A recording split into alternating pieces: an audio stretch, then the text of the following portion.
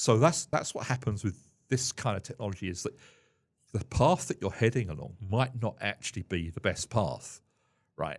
And that only emerges at a later date. So I think something like that's going on, where it's like, like an asymptotic line, it never actually hits the target. The New Zealand Tech Podcast, brought to you by Gorilla Technology, proactive and strategic IT. Hey folks, greetings and welcome along to the New Zealand Tech Podcast. Great to be back with you again. I'm your host, Paul Spain. Bill Bennett, nice to have you with us today. Hi, Paul.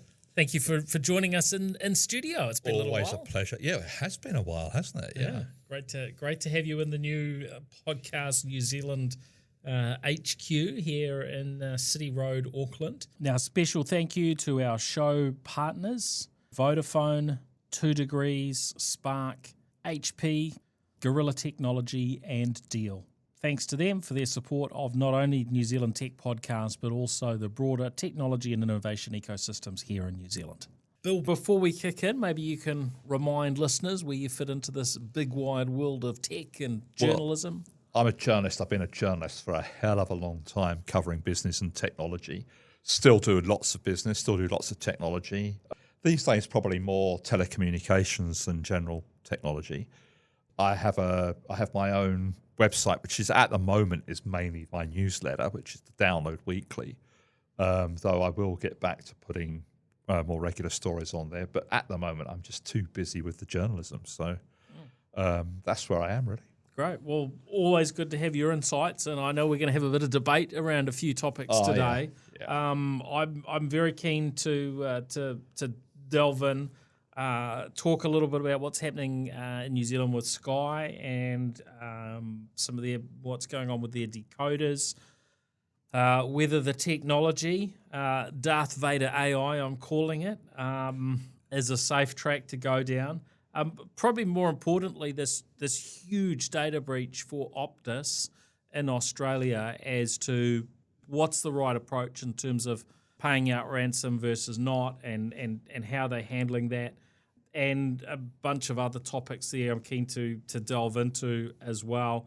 What's happening in the world of autonomous air taxis, as we hear a bit of a wind down there from Kitty Hawk, Meta and Google sort of quietly laying off staff.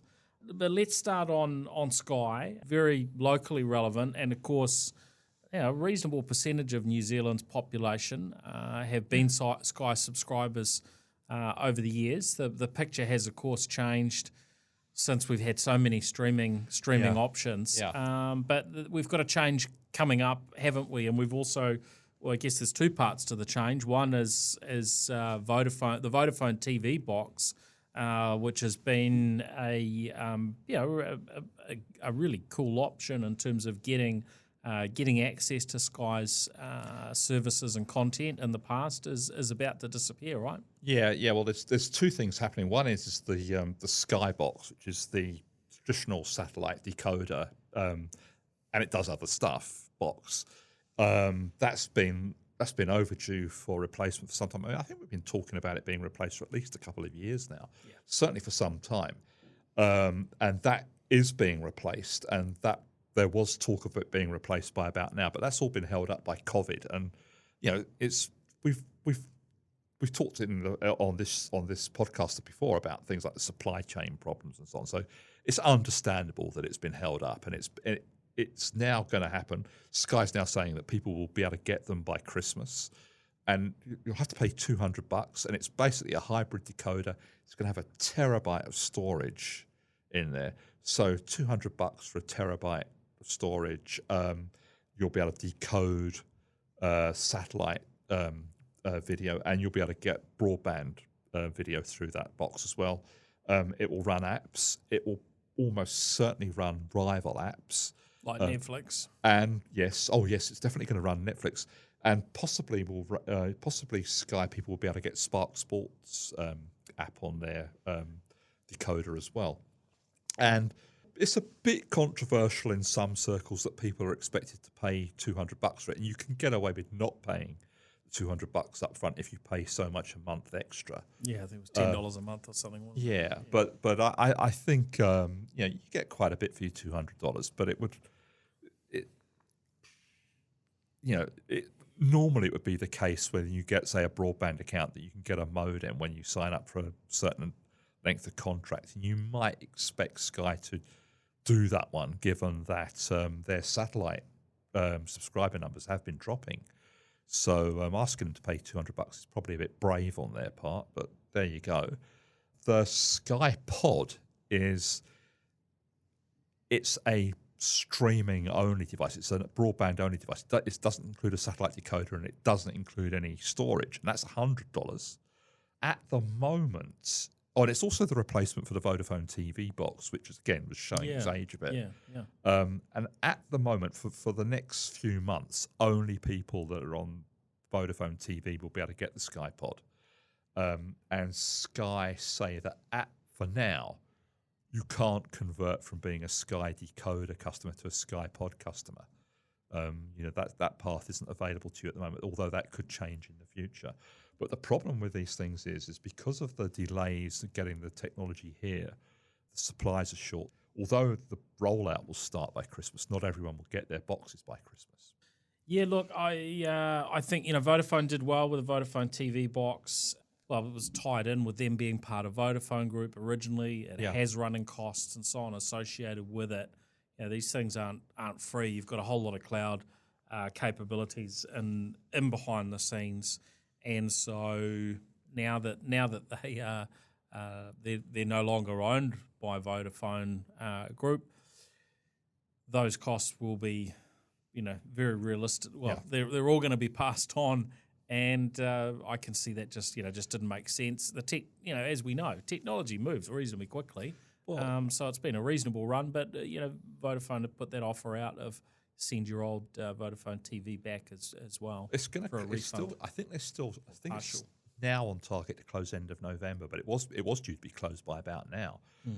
I think they've held it back, and because of people not being able to get the replacement boxes. I don't know if this is if we're on the second or third Vodafone TV box at the moment. The boxes that people, the Vodafone TV boxes have. There's certainly been a couple of them.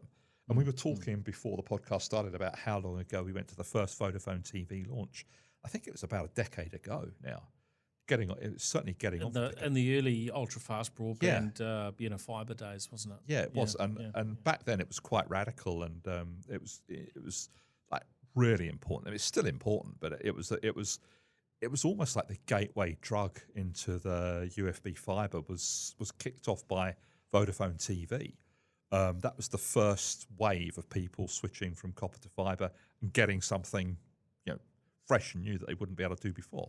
Yeah, and I mean, at that stage, we didn't have the likes of Netflix even available in New Zealand. There was there was virtually nothing. So people were accessing Netflix. Oh yeah, we certainly were talking about that and how to get it, but it hadn't been launched officially in New Zealand. Yeah, and I think the first one was Lightbox, of course, which was Spark. And anyway, so the thing is, we're at that point now. Sky seem to have their act together. And it's just a bit slow rolling out, and I don't think we can blame Sky for that. I think that's the supply chain problems that are affecting anything technical at the moment. There's all kinds of problems elsewhere, and there's been some sort of local shortages of PCs and other bits of kit as well. So it's finally happening. The logjam is over. Now, moving to Australia, Optus, huge data breach. We were talking about this before the show. You reminded me that regardless of what the numbers are, and there's some different comments around exactly how many, but it's sounding like it's in the region of 10 million people's data, which, as you commented, well, that's a third or more than a third of the Australian population whose data has been compromised. And we're not just talking about a name and an email address here, are we, Bill? Well, in some cases we are. Some of the data is a name and an email address, but a lot of the data includes things like either passports or driving license numbers and so on, because people Optus were asking people for that information to verify their identity, and they were doing it online. And they say millions of driver's license and Yeah. passport numbers Yeah. stolen. So not just a very tiny percentage. no, it's not tiny, but it's significant, isn't it? a percentage. Yeah. But 10 million people in a country like Australia, it's about 27, 28 million population. Given that some of those will be babes in arms and not up to the mobile phone age, it's probably like 40% of people who could have a mobile phone account will be covered. You can really, pretty much there won't be a household in the country which isn't affected one way or another by that. So it's absolutely major. What's emerged is that Optus were a bit. Whether or not they were. Obviously there was some negligence involved, or that wouldn't have happened. But whether or not they were, how negligent they were is going to be something that's going to be debated in Australia in the coming weeks. That's already started. We were looking at news stories earlier, and there's already fingers being pointed, and the ministers involved, and so on. Optus they've come out punching. The CEO said, "Well, we're not really to blame for this," which is a bit rich. It's probably a bit strong, but the thing that where Optus was really naughty, if you like, and I'm going to use the word naughty because it wasn't an illegal thing to do, but what they shouldn't have done is they shouldn't have kept things like passport numbers and driver's license numbers, because if they're using that for verification, you collect that number, you verify the person is who they say they are, and you can wipe that number from your database. There's no need to keep that. And this is something that a lot of corporations do. They're far too greedy about keeping personalized information that they don't actually need to keep. And that puts them at risk of something like this happening, which is far worse for Optus than if it had just been a list of names and email addresses. Yeah, I think we need to take the lessons, don't we? There can be some benefit of holding on to that information in terms of needing to re-verify and check, and banks go through these things. But we look back a couple of other cyber incidents. We've talked about two local ones. Ministry of Culture and Heritage. They collected that information, left it in I think it was on a WordPress website, which WordPress is huge, but using it to store that sort of data is an unwise approach. We, in my humble opinion, and we also had the one with the KiwiSaver provider, I think Generate. They had that data, it was left in an accessible sort of manner. Now that we've got these circumstances, hopefully that's enough to change the thinking around storing that data, because there might be some smaller benefit holding on to it, but when you look at these sort of scenarios, boy, the negative impact of keeping that. It's literally millions of people whose identities are at risk. Now you can ask for it again as well. It's not hard. We should remind ourselves that Optus is actually owned by Singtel, so it's owned by Singaporeans, and Optus it's the number 2 mobile company, number 2 telco in Australia. They're very much the challenger, and they have things like business services and so on. So this is going to damage their reputation in those areas. I think history tells us that these things, they come. There's a lot of fuss for a while, and they do tend to blow over. We do tend to sort of forget about big hacks a year or so after they've happened. But this is such a large one, and I just don't think it's going to go away that quickly for Optus. Yeah, it sounds like there's going to be a lot of fallout. There's discussion around how it happened. Claire O'Neill, the Home Affairs Minister in Australia, said that the telco had effectively left the back door open to basic access, and there's been some information shared online around an API, a way that programmatically someone could easily get in and pull the data. Also indications that the Australian government would be lifting fines for these sorts of breaches. Now, New Zealand sort of went the other way with our new, privacy legislation. Very, very light in terms of this sort of stuff happens. There isn't too much onus on the company or the directors. They have mandatory reporting in Australia, so yeah, so it's very, very different. And look, hard to get this stuff right. I hope we learn the lessons and take the lessons away. And I think there will be many lessons from just how an entity communicates through to what's being done to minimise the risk of these sorts of scenarios happening. I mean, it happened in Australia just before a long weekend as well, because Australia had Thursday as the day of mourning. That's right. The Queen, and huge numbers of people in Australia then took a 4-day. That's right. 4-day break. Yeah. So it happened just as they were going into that. So it dominated the news cycle for 4 days, pretty much, which maximised the embarrassment for the company. Yeah. Which means it's going to be harder to forget. The one thing that was curious about this was the story that they paid a ransomware fee. This is the big part, isn't it? Yeah. And we often hear about the ransom pieces. Yeah. Maybe quite a bit later.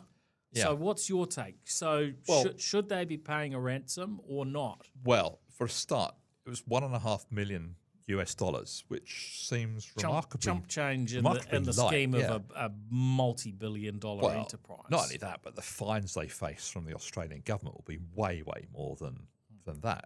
Should they have paid it? Well, no. I my views on this. They shouldn't pay. You just simply shouldn't pay. If nobody paid ransomware fees, there wouldn't be any more ransomware, right? It's you're actually handing over the initiative to the other side. I don't think you should pay.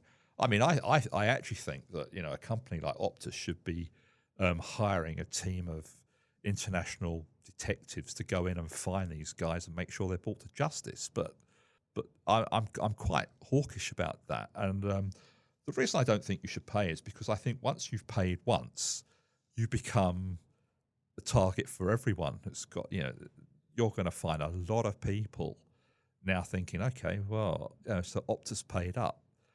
Wonder where we can get into their systems. So I think the trouble is by paying up and being and allowing it to be public that you have paid up, you're actually opening yourself to further threats.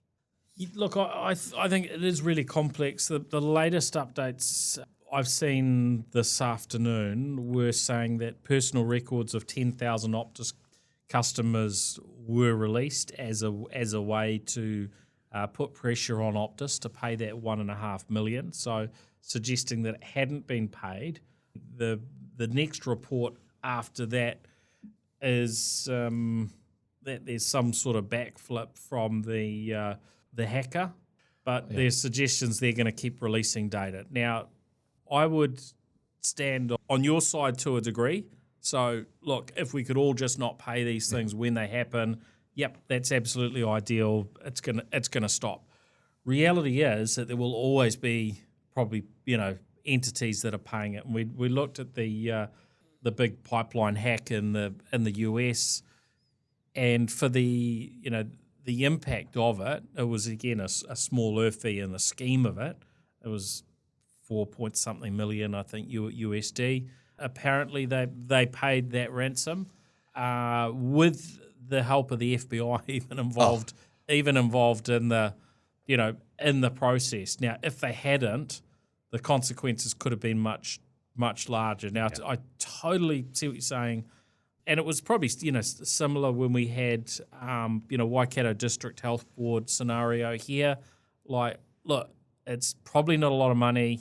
Yes, it encourages it to continue, but we know there's enough people paying that it's not going anywhere anyway. So if Waikato District Health Board had paid that, then the chances are reasonably high that the confidential patient data that was leaked would not have been leaked. So the consequent, there would have been some benefit in paying it. I mean, it's not.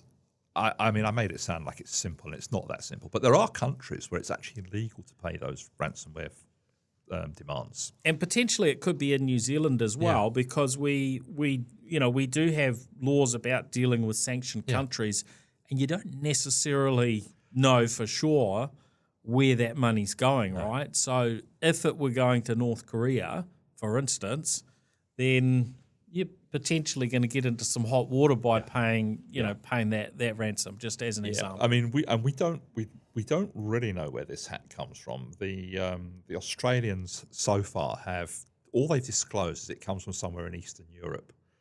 Well, that's a lot of candidates for that. It may be that they know and they're not actually spelling it out. But Eastern Europe does seem to be the source for a lot of these things.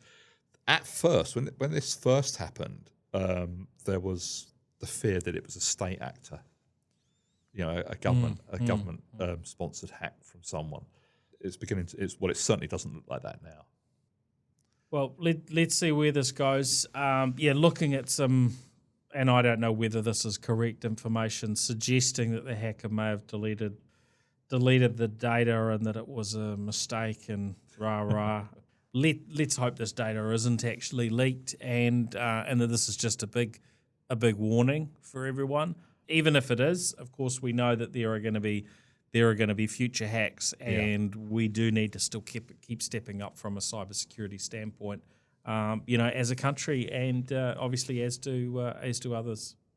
Yeah, I mean, it's fortunate that it happened in Australia and not here, but it could have been here. Yep, and there may well be Kiwis whose data is in there as well who have had there will be. If there's 10 million right? Australians, there'll be a lot of people who've lived in Australia. Yeah. Now, James Earl Jones, the voice of Darth Vader. We are being told that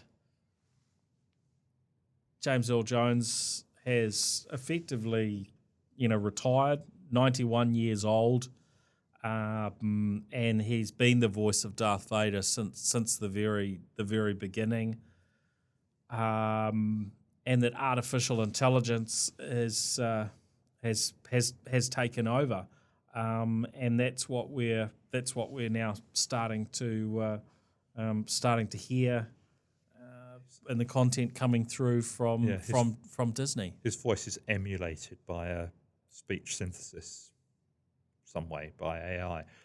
Yeah, I mean, this has generally been talked about in the past with actors being, particularly Hollywood stars who are no longer with us, being able to be revived and put into movies. So you could, for example, have a modern movie with, say, I don't know, Humphrey Bogart in the thing, done by AI.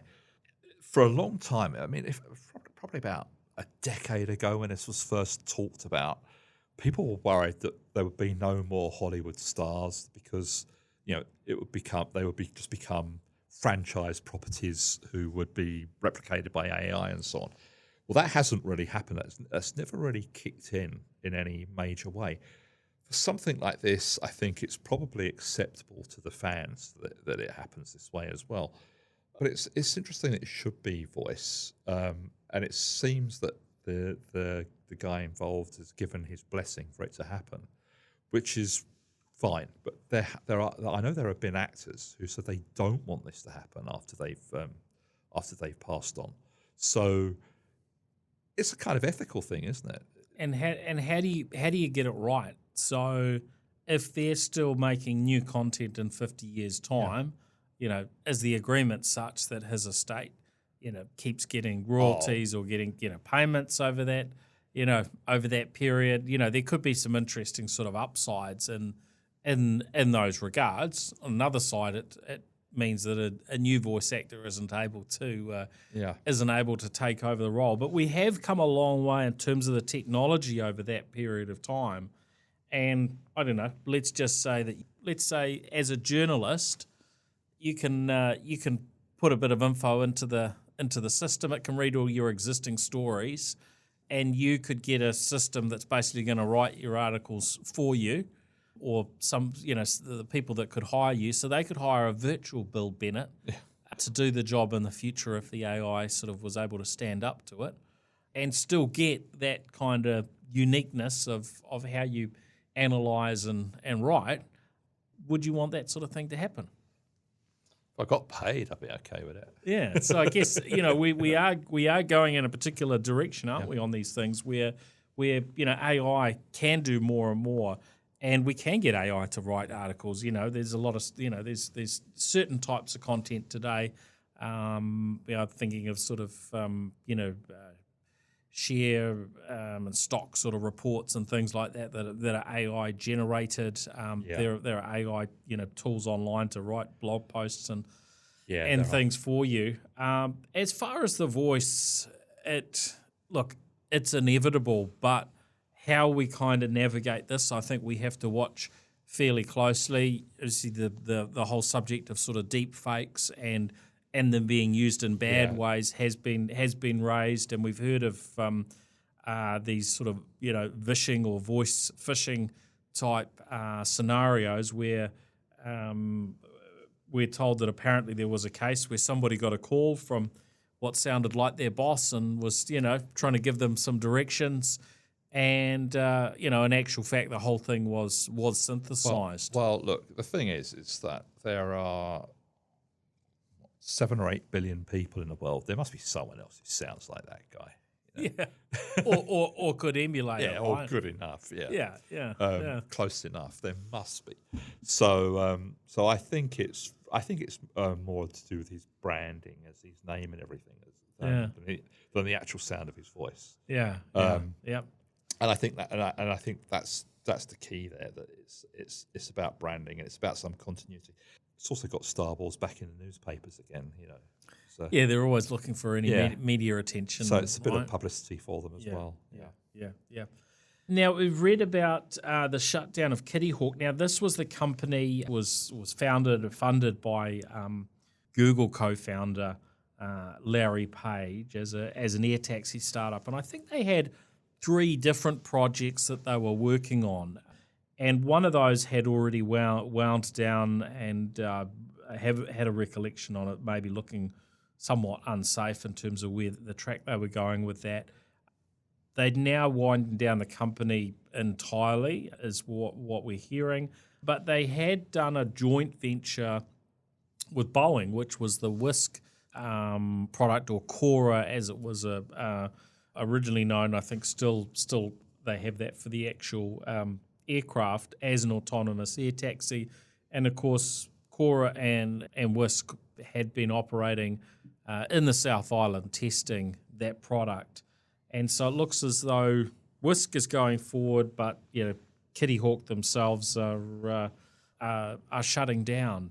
What do you sort of make of this? Because it did sort of seem within that, I guess what sometimes gets referred to as sort of moonshot, type category. Yeah. Like, you're really shooting for something that is new, it's risky, it probably requires a lot of time and a lot of money, to pull off, and there's just no guarantee. So maybe this was predictable from the get-go. I think so. I think it was high risk, but I think Page is in a position to go for high risk. And the other thing about Larry Page and Google in general is they are not, as an organisation, they are not squeamish about killing off projects. Yes. I mean, they've always been willing to do that, which is actually kind of a good thing, rather than just keeping to pour money into a black hole.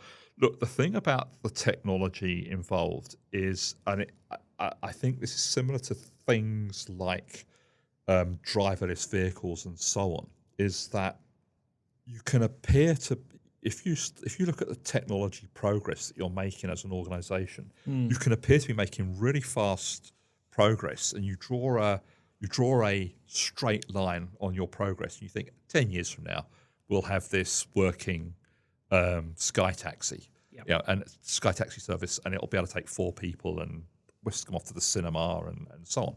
And it looked like that. And then what tends to happen with some of these technologies is the closer you get, the more you realise has to be done to finish it. It's like the more you learn, the more you realise you don't know, isn't it? Yeah, and that's exactly what's been happening with driverless cars. Is the closer you get, you realise that the actual goal of a fully autonomous vehicle that could drive from Auckland to Wellington, along the desert road and everything, in all conditions and so on, actually starts to look much, much harder once you get beyond having something go at 20 k's slowly round the Wynyard Quarter. Yeah,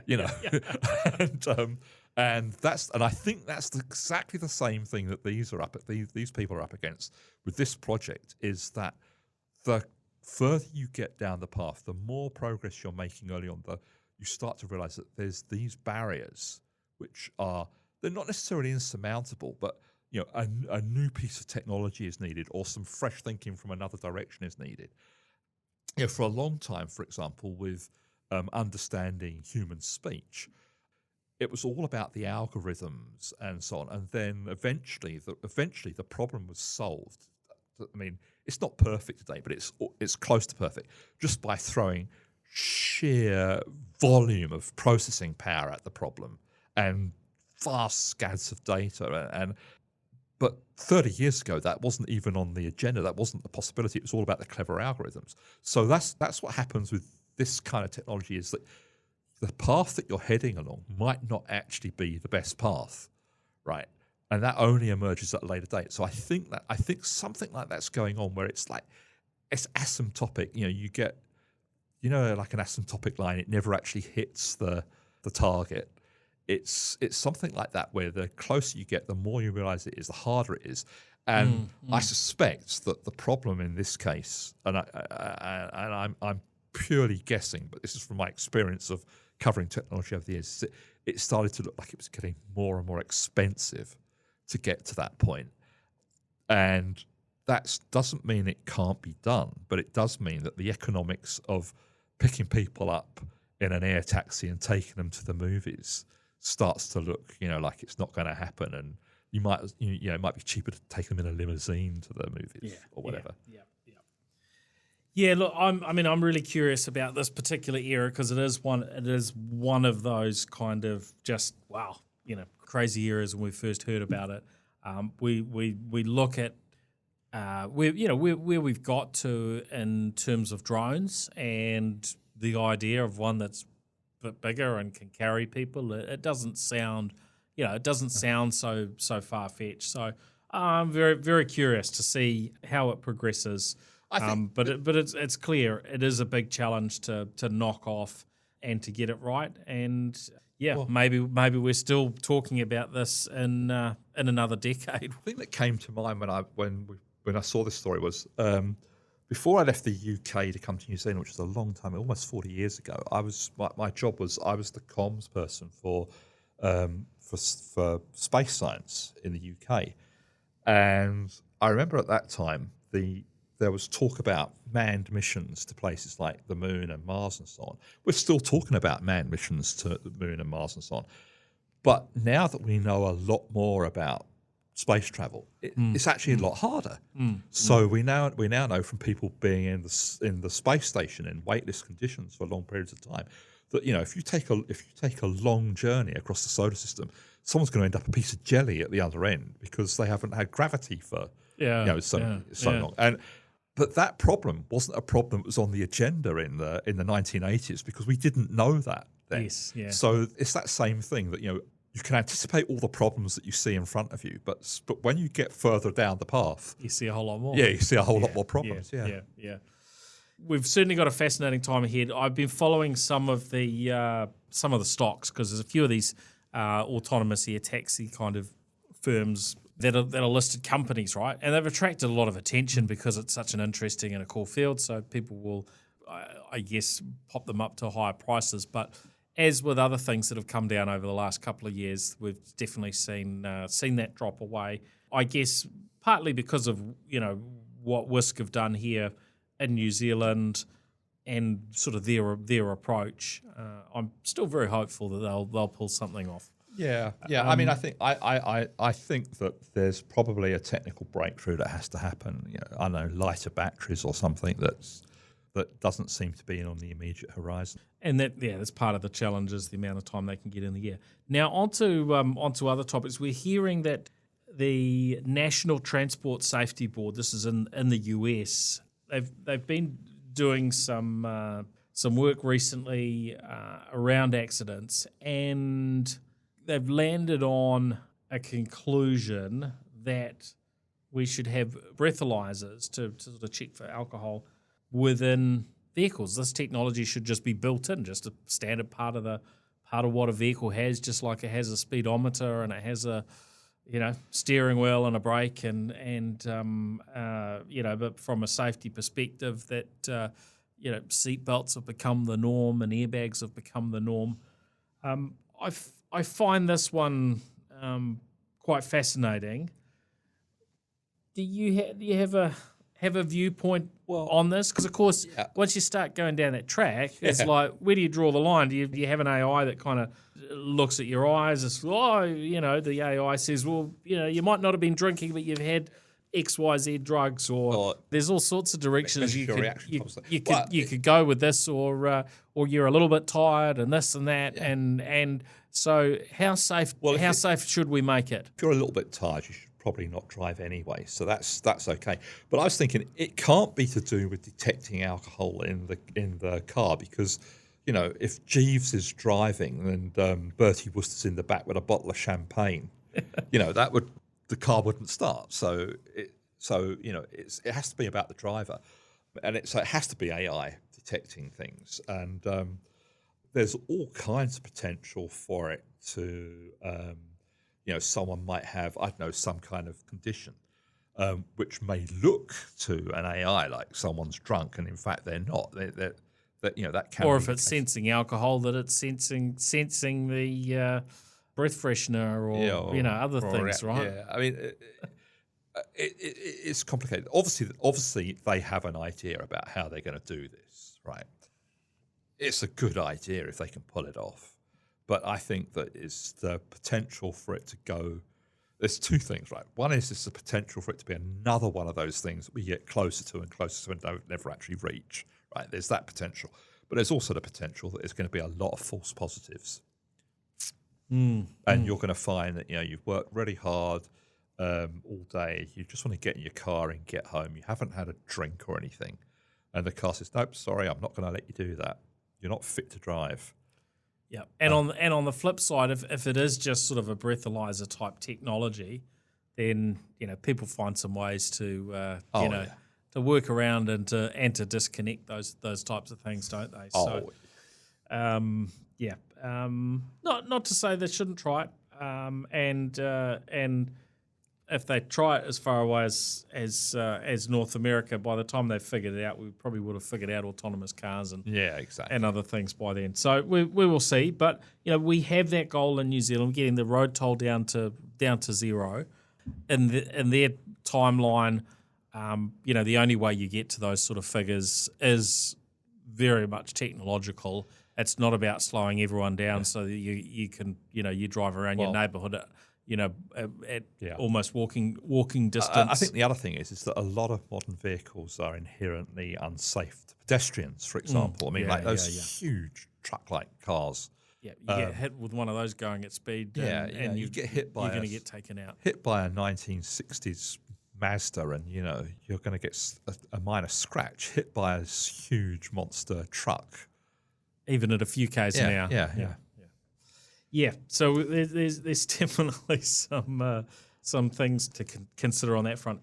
Now, we've heard about Meta, Facebook, and Google cutting staff via sort of quiet layoffs. Now, I don't know whether this is just a public relations thing, or why we are seeing this kind of new approach where teams are getting reorganised or disbanded, and people are being told they've moved to other roles, but without there maybe being the such explicit communications around exactly what's happening. What happened for a long time? Organisations like Facebook and Google, and a lot of those big tech firms, they were desperate for talent, and they'd go out and they almost indiscriminately hire dozens, even hundreds of engineers to fill roles, and they could never quite get enough. So they probably overdid it at various times, and they certainly would have overdone it in the last couple of years.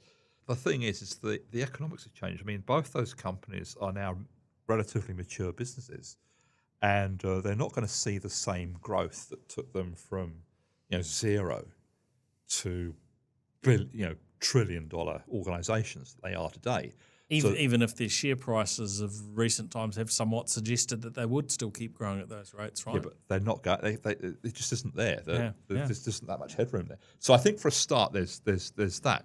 The other thing is that both of these companies are dependent on advertising revenue, and that's down because of the a lot of that has gone because of Apple changing the privacy settings on an iPhone, which means that you can now decide that you don't want Facebook or Google sending information about the sites that you visit and the things that you do and the apps. They can't personalise the advertising anymore, and that's an essential part of making their advertising exactly. work. And I think that it's only now becoming apparent just how dependent those companies were on that.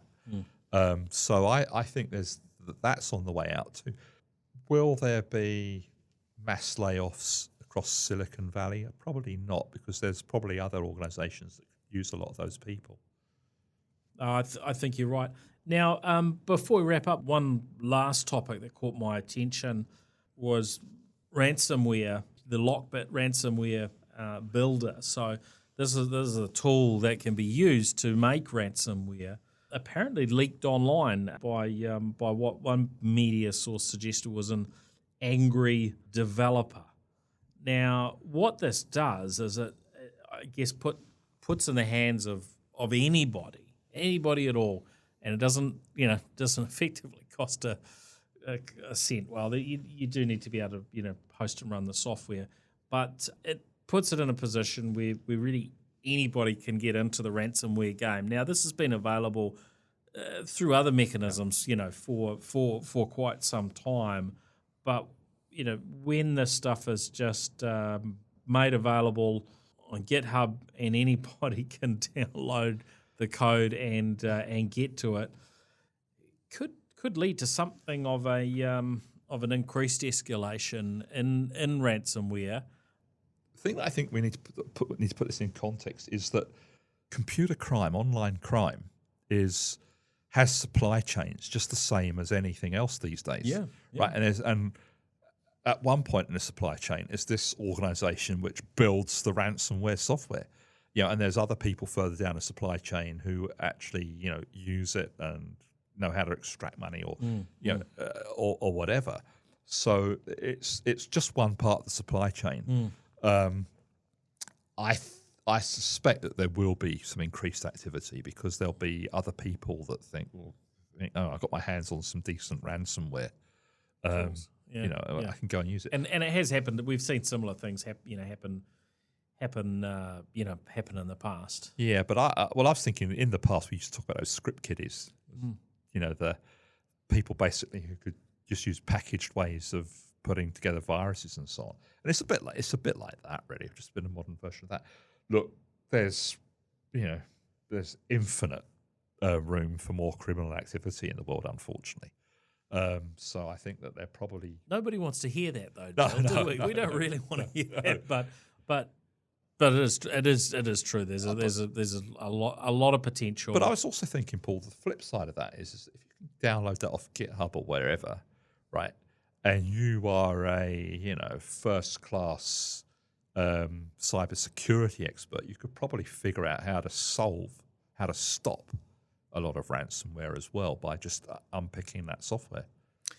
Yeah, look, I mean, I think there's certainly always benefits from a learning perspective, and it might not even be in those scenarios. Just for folks that are coming into the sector to learn and to understand, because you can pick apart the code and so on, and depending on what the approach is to the encryption, there may not be any easy way around it other than having the decryption key. But having access to that code gives you the best chance of looking and figuring it out. But yeah, very very interesting times. And look, I think this week just another reminder that our organisations need to we need to keep stepping up and improving from a cybersecurity perspective. I was in Wellington over the weekend to speak to nationwide organisation about cybersecurity. And yeah, it was a fascinating discussion with some of the folks that I spoke with, and it's an organisation with sort of a lot of franchises around the country, and we have this huge challenge in New Zealand. It's certainly not unique to New Zealand, but small business owners have got so many things to think about, and trying to think about cybersecurity as just another big challenge. I think it's often just not. It's not even given the time of day, because there are so many other things to worry about. I think that's true, right? But I think also the more that the information is out there in the open, and the more people talk about it and think about it, the more aware people become. Because actually, you can go like a long way to protecting your organisation from ransomware and so on, if people are just informed about the risks and 100%. And basic practices like two-factor authentication, trusting nothing, trusting nobody, and so on. And really, it's a training exercise. I think that the money spent on training people in tackling computer security issues is probably far better than certainly better than spending money on products that will provide you with a degree of security. Maybe services is another matter, because probably depends on the products, and most organisations need they need a combination of approaches in order to do it, and a level of that is sort of having the right tools and the technologies, and configuring them appropriate, and monitoring and actually just being watching aware what and goes taking on. an interest in what's happening in security circles, and knowing that this particular threat is going around at the moment is a long way to solving the problem. We're finished. Yep. That's us, Bill. Thank you very much for joining us. And a huge thank you not only to you, Bill, but to our show partners, 2 Degrees, Vodafone, Spark, HP, Gorilla Technology, and Deal. Thank you to those firms for their ongoing support of the New Zealand Tech Podcast, and their broader support of the tech and innovation ecosystems here in New Zealand. Bill, for those who are wanting to check out your blog, sign up for the newsletter, where do they need to go? BillBennett.co.nz, and I'm on Twitter as Bill Bennett NZ. Awesome. And that's 2 N's, 2 T's. 2 N's, 2 T's. Yeah. Yep. Don't forget it, folks. And of course, if you're watching this on the live stream, definitely make sure you get into whatever podcast app you've got available on your phone, and get yourself subscribed or follow NZ Tech Podcast. It's free. If you're listening to the audio, then you can follow me on LinkedIn if you want to catch the live videos and get this content first. You can also subscribe on YouTube. If you're using YouTube, you do need to make sure you hit the bell, etc. And in fact, there are some similar things you can do on LinkedIn to sort of get notifications as well. But we're across LinkedIn, YouTube, Twitter, and Facebook. So whichever of those you use, feel free to follow, so you get access to the content when it's live and fresh. All right, that's us. Thank you, Bill. Thank you, Paul. All It's right. always a pleasure to be here. Catch you all later. Cheers. Cheers. The New Zealand Tech Podcast, brought to you by Gorilla Technology, proactive and strategic IT.